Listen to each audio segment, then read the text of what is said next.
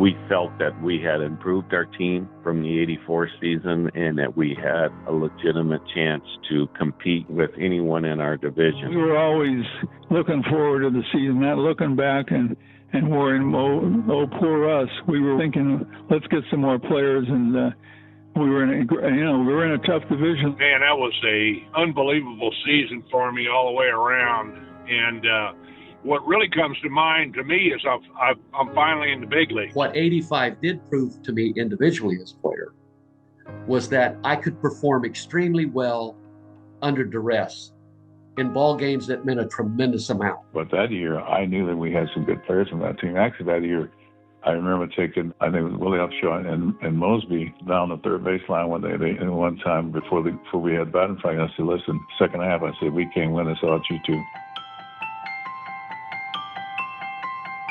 Over the history of the Toronto Blue Jays franchise, 1985 remains its best regular season ever. That season was also its most consistent. Of course, there were highlights and lowlights, but more of the former than the latter. In this episode, we'll hear about an infamous karate kick, the emergence of a closer, and a group of Jays who represented the team at the 1985 All-Star Game. Part of the reason I wanted to learn more about the team wasn't just how the season unfolded and ultimately ended, but what was going on behind the scenes. While good teams can lose games, great teams limit losing streaks, and that's exactly what the 1985 team managed to do. I don't know if we'd lost 3 in a row the whole year. This is episode 3, A Regular Season to Remember. Heading into 1985, the Blue Jays were a confident bunch. If you look at the numbers from 1982, that's when a lot of the players on that team in 83 and 84 really started to develop and come into their own. Because, like I said, it was a young team, a lot of young talent on it for the most part. And we always had very good starting pitching. What we were missing in 83 and 84 was we didn't have a closer in the bullpen, not a bona fide major league closer. As a result of that, we lost a number of games from the 7th inning on that if we win, we could have competed, maybe had a chance to win in 83 or 84. We would have most certainly won more games. And after the 84 season, and we made that trade where we traded Alfredo and Dave Collins to Oakland to get Cottle.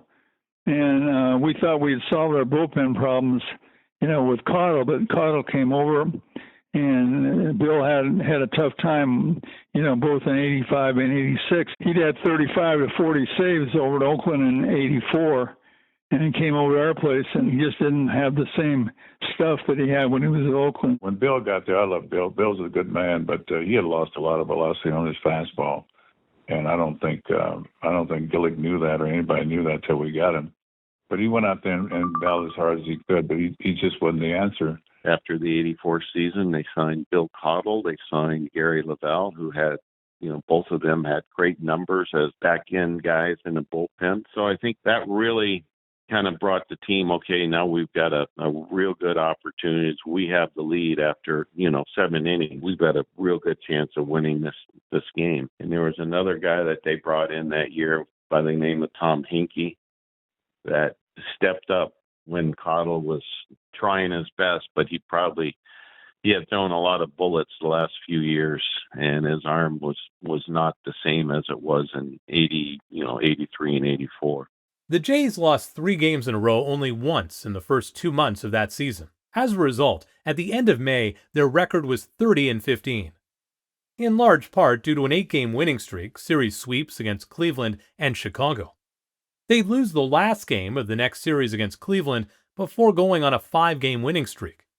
Ernie Whitt says that success stemmed from the latter part of the 84 season. I really think it started in 84, to be quite honest with you. I mean, we had a real good team in 84. We didn't have a consistent closer or a bullpen, which I think we lost a lot of games in 84. That's when the Tigers got off to such a great start. But in August, we were still right there with them. But the fact that Bobby and I think Pat also knew that we needed to improve our bullpen and come up with a closer that could be consistent. And at that point in time, they went out After the 84 season, they signed Bill Cottle. They signed Gary Lavelle, who had, both of them had great numbers as back-end guys in the bullpen. So I think that really kind of brought the team, okay, now we've got a real good opportunity. We have the lead after, 7 innings. We've got a real good chance of winning this game. What was remarkable about the 85 Jays is they were young. Most of the roster was between the ages of 25 and 29. We had a real young outfield at the time, and we had a lot of players that were learning how to play in the big leagues at a very young age, where a lot of times they would have been learning the skill set at the minor league level. So we had a good nucleus of older players that helped the younger ones get through. And I really feel with Bobby's leadership and the coaching staff that he had around them, it was great communication among the players and great respect for the leader, which was Bobby at the time. A bunch of players had career years heading into 84 and continued that success into 1985. Here's Rance Mulliniks. If I go back to 83 and I hit 275, and again, like I said, I think I had 100 hits, 47 of them, I believe, were for extra bases. And I really kind of had a breakout season for me. And then when I backed it up in 84, hitting 324, I felt at that point I was comfortable. I had established myself. I knew beyond a shadow of a doubt I can play at this level for several more years, assuming I stay healthy. What 85 did prove to me individually as a player was that I could perform extremely well under duress in ball games that meant a tremendous amount. From day one, we had a chance to win it, and that last month of the season was very stressful. A lot of big ball games that we had to get through and perform well. And it proved to me that I could do that. That's what 85 did for me. But 83 was the season where I really felt like, okay, I know I can play at this level for several more years. What goes up eventually comes down, and the Jays would face their first longer losing streak in mid-June. They'd be swept in a 4-game series against the Red Sox, then lose 2 of 3 against the Brewers. Everybody on that ball club, with a few exceptions, had already played a number of years at the major league level. And actually, the ball club being young, a lot of us players really from 82 on had to learn how to play the game at the major league level. The losing streak allowed the Yankees and others in the American League East to keep pace with the Jays. Despite those losses, the clubhouse stayed focused. I don't ever recall a situation in the clubhouse where there was ever a disagreement that escalated to the point that someone needed to intervene. There may be a difference of opinion about something. Maybe somebody felt as if somebody didn't run a ball out hard or something like that and mentioned that or pointed it out, but nothing that was ever of a serious nature. So most emotion that you see, obviously almost all the emotion you see on the field, be it a positive or a negative emotion, is basically brought about by what happened on the field. And that could sometimes be a bad call, which most of the time that's what it revolves around. Sometimes a hitter's upset with the at-bat that he had, and he's walking back to the dugout, and you can clearly tell he's not happy. Maybe you make an error, and that upsets you, or pitcher make a mistake, something like that. That's almost entirely where the emotion comes from, and that's not directed at anybody else. It's just kind of directed at one's own person. So it very, very seldom is it ever a situation where you're angry with a teammate about something. There was no big issues whatsoever. You've got your own personality, and as long as you're doing your personality where it's not going to affect the team and the way we go about our business, that's fine. I mean, you don't want to change a person. You don't want to take his personality away from him. You want him to be that, but he's also got to understand that I am not bigger than the team itself. I am here as a part of 25 guys that are all pulling the rope the same way. We had a great group of guys. We all got along very well. There was a lot of camaraderie in the clubhouse, and we all had one common goal, and that was to win the division and get to the postseason. So it was a perfect fit in that sense as far as us as a ball club.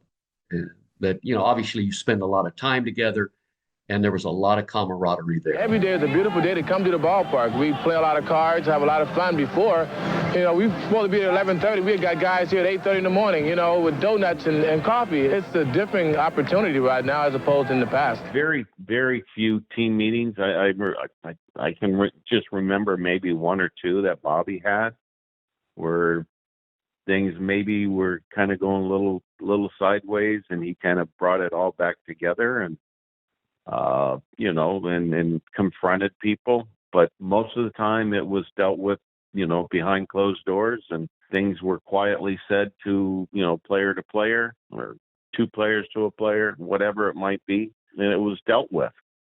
And that was something that I think was always good also, was that we were able to handle any situation that came up and handled it as a team. When you play 162 games, there's going to be days where you don't feel good.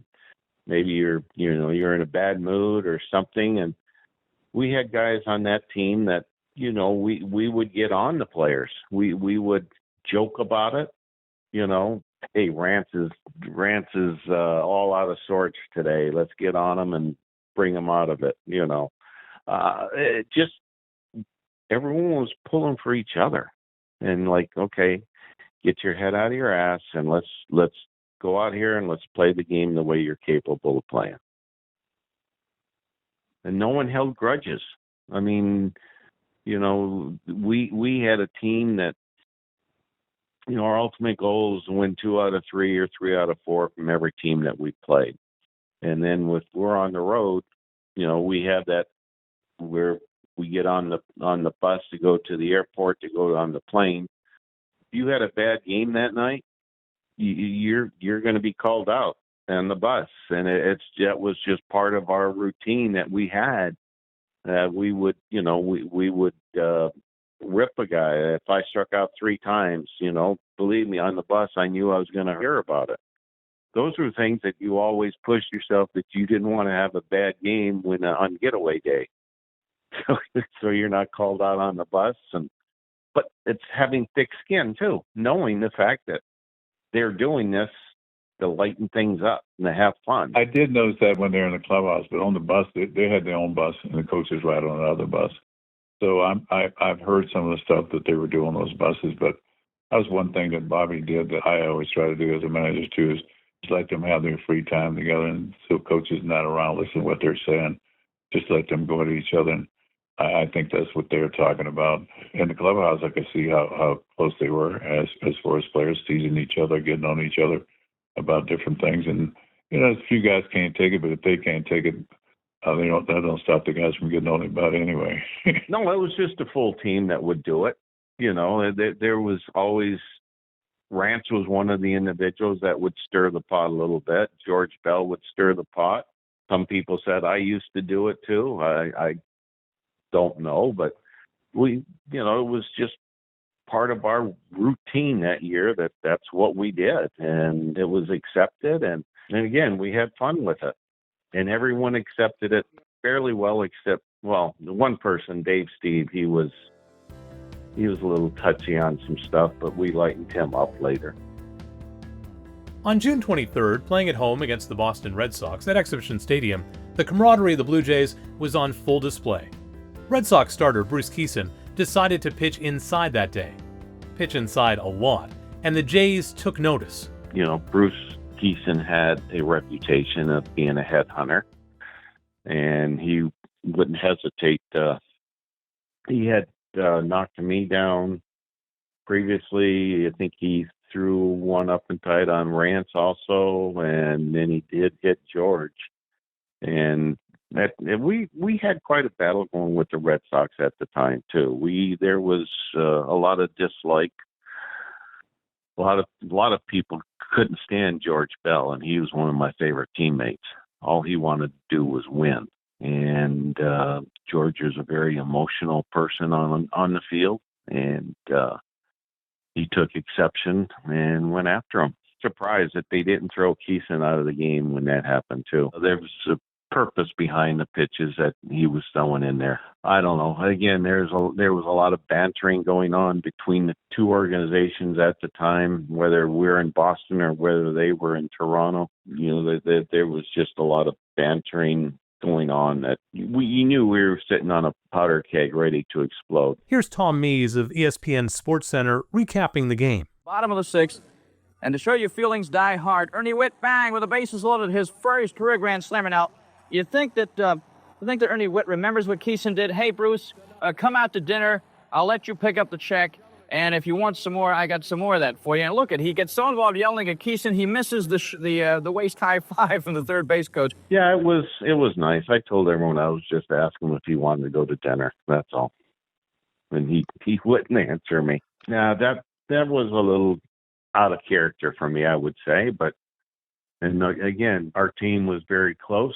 And when you see something happen like that, In early July, a 5-game winning streak on the West Coast against the Mariners and Athletics reestablished a bit of breathing room for the Jays. But before heading home, the Jays would lose 4 in a row. Even with the occasional loss or even deficit in the game, the Jays were a confident team, according to Ernie Whitt. We never felt that we were out of the game. We always felt that we had the firepower to always come back if we were losing. It was just a different feel. And it was like, okay, how are we going to win this game? Instead of the feel that was in the early 80s, how are we going to lose this game? And it was just, it sounds so simple, but yet that's the feel that you have to have. A positive vibe, as you would say, to the game, that we have a chance to win every game that we play. It's not going in and having the lead for 5 or 6 innings saying, okay, now how are we going to lose it? It was more like, okay, let's step on the throttle and this is how we're going to win this game. 1985 would be the only year that Ernie Whitt would earn a spot on the American League roster for an All-Star game. I was shocked, to be honest with you, when Bobby called me into the office and told me I'd been selected on the All-Star team. Again, not too many people that are platooned make All-Star teams. It was great. I mean, I was selected to participate in the All-Star team. It was a feeling that was outstanding. I was in disbelief, to be honest with you, and just walk into the clubhouse, it's like, and seeing all these players that your peers that you compete against, and great players, and you're like, wow, this is quite awesome. And the fact that there was 3 catchers selected, it was myself, Carlton Fisk, and Rich Gedman, and we all came through the Boston Red Sox organization through the minor league. So it was pretty neat. I thought that was really neat. He entered the game in the 6th inning as a defensive replacement for none other than Carlton Fisk when he came in to catch Dave Stieb. The game took place in Minnesota at the Metrodome, and the National League would win 6-1. The Jays' Damaso Garcia and Jimmy Key had also earned roster spots for the American League. Hard to believe, but that All-Star Game broadcast also had a recurring poll asking viewers to call in with their support or opposition to the designated hitter rule. So far, we've received over 100,000 telephone calls, so there's a great deal of interest. Are you or are you not in favor of the designated hitter? If you answer yes, use the appropriate number, or no, it'll call 50 cents per call, and at the end of the ball game, we'll have the tally for you. Damaso Garcia takes over at second base. Ernie Whitt goes behind the plate, and Dave Stieb on the mound. If you are keeping score, put Damaso Garcia in Whittaker's spot. Cito Gaston remembers that the Blue Jays teams of the 1980s had a focus of not just developing talent, but developing a winning culture. I heard something the other day that I really glad I finally heard it from TV. They were talking about baseball, and most organizations wanted to talk about development, and that they still do. A lot of them still talk that way, but they were talking about learning how to be a winner. And once you learn how to be a winner, you're a winner, and you don't want to do anything else but win. And sometimes they'll let these kids play for years in different cities and stuff like that. They don't really care about them winning or losing, and they become losers sometimes. And so to me, that was my biggest thing. Let's win. Let's win. And focus on trying to make guys better. And if you get a hitter and you just tweak them a little bit. I don't mess with guys until they need to, because then they're willing to do it. That's fine. But that year, I knew that we had some good players from that team. Actually, that year, I remember taking, I think it was Willie Upshaw and Mosby down the third baseline one time before we had batting practice. I said, listen, second half, I said, we can't win this without you two. And I need you two to step up. And anything I can do, we're going to do it. Extra hitting, whatever you want to do. And I think it's like after that meeting with those guys, they hit over 300, and they're a big part of that year, big part of us winning that year. But expectation, if you're just looking after yourself, man, you hope your team hit 280, whatever, and don't win. I'd rather see them hit 250 and win. To me, you don't show up if you want to lose. You only show up if you want to win. Gaston says that as a coach, you learn what works and what doesn't when it comes to inspiring and motivating your players. You have to get to know your hitters. As a hitting coach, you have to get to know all your players as a manager, and what buttons to push. If I thought they could not have handled what I was going to say to them, I wouldn't have said it to them. There's some guys you can talk to during the game about making adjustments. Some guys you can't talk to, and those two guys were two guys I could talk to during the game. So look, this is what he's doing to you. Don't swing at that pitch. Look for your pitch and hit it. And so, like I just said, I wouldn't talk to those guys if I didn't think they could handle that pressure. And they stepped up in that. They're a big reason because the whole team was a big part of winning, but they certainly stepped up in the second half and played lights out. Although Pat Gillick and the front office had been criticized for often not making a lot of deals during a season, the Jays would acquire two veterans in July and August. Al Oliver would be acquired from the Dodgers in early July for Len Matizik, and Cliff Johnson would be reacquired from the Rangers after he signed with Texas after a couple of seasons as a Jay. Intriguingly, Cliff Johnson signing with the Rangers as a free agent led the Jays to finding a missing piece to their puzzle. That missing piece was in fact not their initial plan.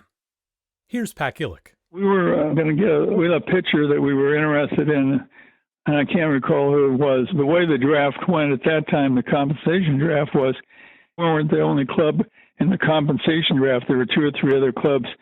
If a club lost a player, then they could not lose two players. They could only lose one player. So if somebody drafted a player off Montreal, and I'm trying to think, as a shortstop, they drafted him off. St. Louis drafted him, and consequently that froze the roster. And I can remember being in the room, and I hit my fist and I banged on the table, and I said, how the hell could, out of this whole thing, they can pick this one guy and freeze the roster? And so I did a quick survey of the room and talked to the guys before we made our pick. And Moose Johnson was one of our pro scouts who's passed away, but a great scout. He said, there's a guy down there in Texas. I saw him a couple of times. Says Henke. He said, I think we should take a shot on him. And so we took a shot, and somebody said sometimes it's better to be lucky than good. And so we were very, very fortunate to get Tom Henke. We never would have taken him if they hadn't drafted a player off of Montreal and froze the roster. 1985 was the year Tom Henke found a permanent spot in the majors. Man, that was a unbelievable season for me all the way around. And what really comes to mind to me is I'm finally in the big leagues. I'm finally in Major League Baseball because I came from Texas, and no slight against them. They drafted me, and I was very appreciative, but we didn't have a very good team. The crowds, you'd get maybe 10,000 people games, and to come to Toronto in the midst of a pennant race, with 55,000 or whatever fans they could cram in the exhibition stadium, it was like, wow, I finally really made it, and so that's really what comes to mind, other than it was probably the best team I've ever played on. Henke was originally drafted by the Mariners in the 20th round of the 1979 draft, but he didn't sign, and was then drafted 24th overall in the 1980 January draft secondary phase by the Chicago Cubs. Again, he didn't sign, and was picked up by the Rangers in the 4th round of the 1980 entry draft. At the age of 24, he'd make his major league debut with the Rangers in 1982. Although he was initially drafted as a starter, He eventually was assigned to the bullpen by the Rangers. Throughout his early career with Texas, he was shipped back and forth between the majors and minors. At one point, the Rangers manager, Doug Rader, questioned his mental fortitude to play in the majors. I've got no hard feelings against Doug. His own personal opinion. I mean, he called me gutless in the paper, and I would never pitch in the big leagues. And that's hard on a young man when he's trying to perform at the ultimate level. And I went up and down in the minor leagues 3 or 4 times during my career with Texas the first time around. And I always loved playing down there, loved the city, loved the fans. But Doug and I didn't see eye to eye. He was I don't know if you've ever seen his career. He was kind of a wild and crazy guy. And I was a blue collar, hey, I want to get my job done type of person. And I had a hard time playing for him. And, he didn't give me the chance I thought I deserved. But like I said, I hold no hard feelings. That was all part of the making it to the big league experience. And he probably made me tougher mentally just by going through what I did. So in an offshoot way, he probably helped my career. A pitcher with an exceptional fastball, it was developing a forkball that really took his game to another level. And as luck would have it, the timing worked in the Jays' favor. Well, that was between the 84 and 85 seasons. During the wintertime, I was thinking, I'm just stuck here in AAA, and I've got to do something. And Dick Such, my pitching coach, was trying to get me to work on a changeup. And, Bruce Sugar was playing at that time, and he said, why don't you try splitting your fingers on the ball like Sugar? And so I went to Puerto Rico that winter and said, I've got to do something to get my career jump-started. So I went to Puerto Rico, and that's where I developed that pitch. I went down and pitched about a month and a half down there. And I just threw it. I said, I got to throw this thing. I don't care if I walk everybody. I got to, I still wanted to be able to succeed down there, which I did. But I picked it up pretty quick, and it just kind of developed over the years as I threw it. I could do a little bit more with it. I could change speeds on it a little bit more. It became a really effective pitch for me, and it kind of neutralized left-handed hitters. And that was who I had a lot of problems with early in my career. Tom Henke can still remember when he found out that he'd been picked up by the Jays. I was down in Puerto Rico, and I got a call from, I forget, I think it might have been Gord Ash or it might have been Pat Gillick.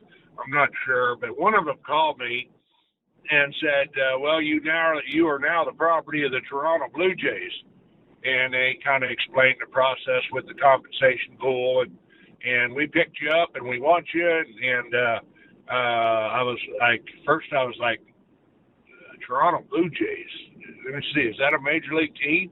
And then, of course I knew it was, but I was scared to death having to go north of the border, just being a country boy. And, but I thought, you know what, you got to make the best of this.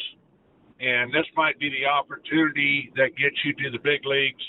And it was, and jumpstarts your career. And, I remember Bobby Cox, when I came to spring training, and I came to spring training in really good shape. I pitched about a month and a half before I got there, so I was almost in mid-season form. Much like his time in Texas, Henke was fantastic in spring training, but just missed out on getting the call to join the Major League squad to start the season. You know what? It was kind of hard because I didn't give up a run in spring training, and Bobby, I didn't go down till the last day of the spring training when they were breaking camp, and he said, Tom, because if you remember, they just signed Bill Caudle, Gary Lavelle to the bullpen, and they had some established guys like Jim Acker, Dennis Lamp, and I think there was only 5 guys in the pen at that time. So they really didn't have room for me. And, Bobby, he said, Tom, he said, I don't know what to tell you. He said, you've done everything we've asked to make this big league club, and you should be in the big leagues, and you believe that. and he said, just be patient with us, and if I can't call you up, I will trade you and get you into the big leagues because you belong in the big leagues. And I thought, well, okay. So I went down with a good attitude to Syracuse, met some of my best friends, John Cerruti, Fred McGriff, guys that I played with in AAA, and met those guys, and it just clicked. And I had almost a career year in AAA that year. I think I gave up 13 hits in like 56 innings or something. And, it was kind of frustrating because you're like, what do I got to do to get called up? What do I got to do to get called up? And there towards the end of the year, finally, Caudill was hurt, I think, most of the year.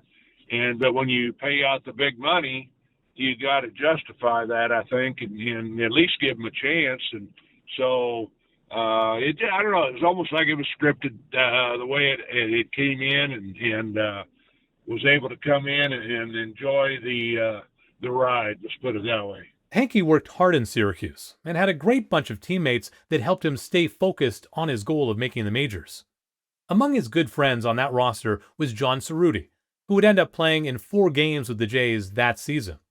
While in Syracuse, both Henke and Cerruti ended up catching a movie that would lead to Henke picking up a nickname that stuck. John and I were in AAA together in Syracuse, and John was always one of my best friends in the game. Him and I went to see the movie that one day. It came out that year, and he goes, man, you're like that Terminator guy. You mow everybody down. And he started calling me the Terminator in AAA, and everybody on the team started calling me. By the time I got to Toronto, they had already knew, and they started calling me the Terminator up there. And I told somebody, I said, well, I've been called worse, so it wasn't a bad nickname, I guess. And it was a lot of fun. They made a song about me in 1985. King of the town, he's a local hero. Tommy knew his Brickland days were through. Terminator, Terminator, Terminator, Terminator. You can bring him in now, but it's even better later. Terminator, Terminator, Terminator. It was unbelievable to keep everything in perspective as a simple old country boy that grew up in a family of 11 kids, and it was hard to believe that they made songs about me, and the people just treated me so unbelievably good, and still to this day do in Toronto and all over Canada. Henke can still remember when he got the call up with the Jays. It was July 27th, and with Jim Clancy being placed on the disabled list, a spot on the roster had opened up. I think it was Pat Gillick, and they just basically, Doug Alt was my manager, and he said, listen, you're getting called up. Pack your stuff and get up to Toronto. They need you. And I was like, wow, this is going to be great. And I'd heard how the Toronto fans were. I mean, they were averaging 55, 60,000. I don't know how many that place held in the old exhibition stadium. And half of them couldn't, or some of them couldn't even see the game, but it was just such an electric atmosphere. And when I got called up, I didn't get in the game right away in Toronto. And everybody, they were such knowledgeable fans. They were watching what I was doing in Syracuse, and they didn't get to see me the first time we were there. We left for Baltimore. Henke says his teammates, especially those in the bullpen, welcomed him with open arms. Oh, they treated me great. Jim Acker and I are really good friends. We talk to this day. We'll call each other 2 or 3 times a year and visit. And Bill Caudill treated me very, very well. I admire Bill tremendously. He could see I was coming in to step in his job, and he helped me the whole time I was there. And Bill and Gary Lavelle and Dennis Lamp, all those guys welcomed me with open arms, and that was a good feeling too. I mean, to have a teammates where there's none of this backbiting, and they're all pulling for you, and it's just that's what you want to play for. In his first 11 games with the Jays, Tom Henke pitched 17 2/3 innings with a record of 3 wins, no losses, and 6 saves. Bobby Cox didn't hesitate to put him in high-leverage situations. He told me, he said, "Hey, kid, here, let's see what you can do. You know, I'm going to throw you right in the fire, and we're going to find out pretty quick whether, you know, you can hack this or not." And he did, and he had all the faith in the world of me, and I had put a nice string together when I first got there, and then I had a hiccup, I think, along the way once, and then a couple of hiccups in the entire time I was there. But that's part of baseball. You know, you got to understand, if you're scared to lose, you're never going to win. So you've got to keep that in mind. And I think the hardest part for me to understand when I first was in Texas, and I had a great AA manager in Tommy Burgess. And he always told me when I got called up, he said, "Tom, don't change a thing. You know, you're good enough to pitch at the big league level. You just got to control that thing between your ears and believe you belong there." And that took me a little bit to believe that I belonged at the big league level. And, you know, it finally, everything clicked in place. Not that I was terrible in Texas.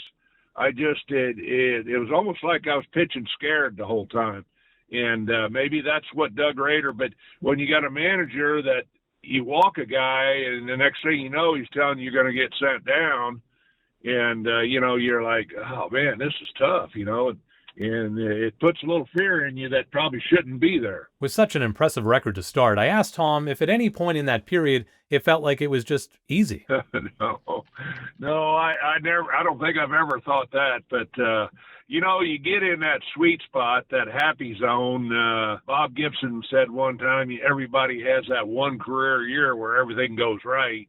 And I think 85 was kind of that year for me. I mean, I had some great years after that, but 85, I mean, I look back at Syracuse and only give up like 13 hits in like 56 innings or something like that. It's crazy. But, you know, if I give up a line drive, it was at somebody. It just seemed like everything was going right for me that year. And unfortunately, I spent most of it in Syracuse that year, but it continued on when I went into Toronto. When we went to Baltimore, I'll never forget that, my first appearance in a Blue Jay uniform, and I got to save, but I threw a pitch to Cal Ripken Jr., and I mean, he smoked it. And I thought, oh my God, that ball's going to be a home run. And I think it was Lloyd caught it right at the wall with his back against the wall for the last out, and I got to save. You know, you always talk about baseball being a game of inches. If that'd been 10 inches further or a foot further, I might have given up a home run and blew my first save opportunity with Toronto. But it didn't happen, and, you know, it just carried on from there. I mean, I you know, people ask, well, what are you most proud of? I was most proud of that I stayed healthy in my career. I was very consistent, and I gave everything I had every time I went out there. And sometimes it wasn't good enough, but you're pitching against the best guys in the world. So it's that old saying that sometimes you eat the dog, sometimes the dog eats you. And that's a lot of truth in that. The midseason acquisitions of both Cliff Johnson and Al Oliver brought some veteran leadership to the Jays as they geared up for a run at the pennant. Here's Cito Gaston and Rance Mulliniks talking about what Johnson and Oliver brought to the team. And Al Oliver, obviously, at that point, had a great career. He was winding down. But he was a tremendous positive influence in the clubhouse and in the dugout because he was such an upbeat, positive, and confident individual. He really, I thought, made a big difference for us just because he had played on a lot of good ball clubs. He had been to the postseason. And I think his influence was a real jolt of positive energy for the team. He stands out more than anybody else. Well, the thing with Cliff Johnson and Al Oliver, you know, that one was played against the left-handers, and the other they were our DHs, and they both could hit. I mean, Cliff was a good hitter. Wasn't much of a catcher, but a good hitter. And, of course, Al Oliver has always been a great hitter, so that really helped our team put more runs up on the board, which we call RBIs. That they said nowadays it doesn't matter, but I don't know how you win without RBIs, so I haven't figured that one out yet. But those guys did step up and do a great job for us as far as veterans. And they just DH'd most of the time, and that was it. And they did an outstanding job for us. Next time on OK Blue Jays, the emergence of a franchise. After building a lead in the American League East standings, the Jays look to hold on and clinch the division. Meanwhile, in the American League West, the Royals start to move up the standings. So we had a young team, and we ended up putting things together and playing really well in '84, and then '85, things just kind of took off for us. We had a lot of good young pitching, and yeah, it turned into a pretty fun year, especially the second half of the season. The Jays weren't taking anything for granted as they turned their focus to the second half of the season. We'll focus on the second half of that remarkable regular season in the next episode. We understood we had already went through on a personal level and as a team a number of situations where you fall into a slump as a hitter. Of course, a pitcher can go through, where he has 2 or 3 starts where he really struggles. Those things happen. And then, of course, as a team, sometimes you'll go through a week or 10 days where it's ugly. It's not very good. You're not playing very well.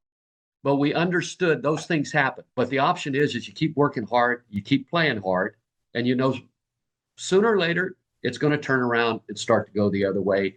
And over a 162-game schedule, these things are going to happen.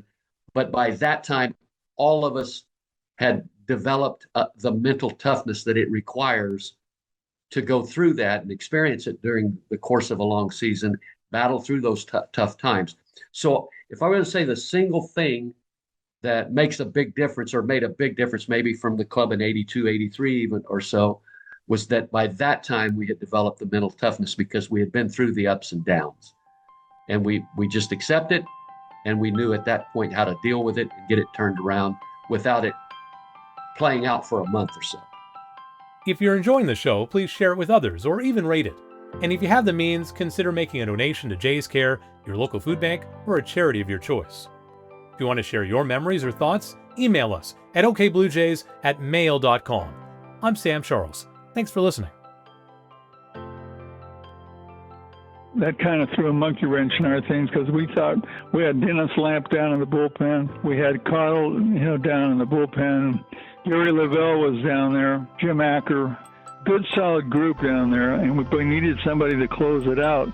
And Cottle, we thought, was the guy who was going to be able to close it out, but he didn't. We had to make some adjustments, and so we had to make probably more trades than we made before. And when we got Tom Henke in July, just turned around in the bullpen. We had a 1-run lead. We won that game. We had a 2-run lead. We won that game. And that would really turn us around. Without Tom Henke, we would not have won that year for sure.